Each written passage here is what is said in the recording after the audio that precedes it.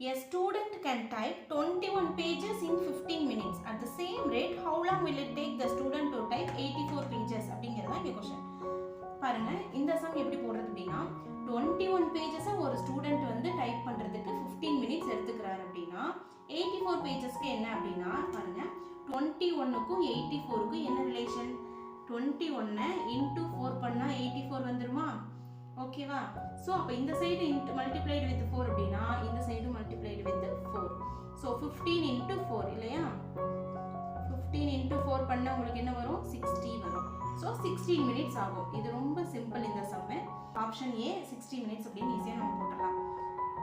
ஆனால் இந்த சம்லேயே வேறு மாதிரி கேட்குறாங்கன்னு வச்சுக்கோங்களேன், இந்த மாதிரி போட முடியாது.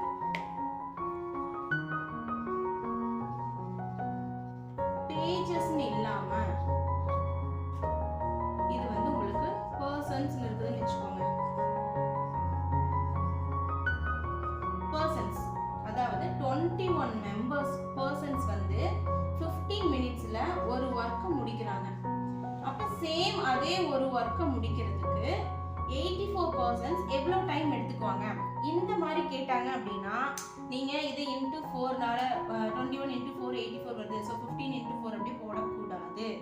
ஏன்னா யோசனை பண்ணி பாருங்க, 21 பேஜஸ்ன்னு இருந்துச்சு.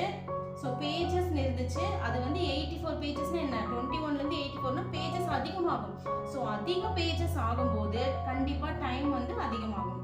ஆனால் இந்த இடத்துல பாருங்க பர்சன்ஸ், இது 21 பர்சன்ஸ் வந்து 15 மினிட்ஸ்ல ஒரு ஒர்க்கை கம்ப்ளீட் பண்றாங்க அப்படின்னா 84 பர்சன்ஸ் அப்படிங்கும்போது என்ன ஆகும்? பர்சன்ஸ் அதிகமாகறாங்க.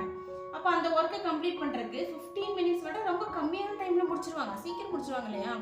கொஞ்சம் பேர் ஒரு வேலையை வந்து 15 மினிட்ஸ்ல முடிக்கிறாங்க.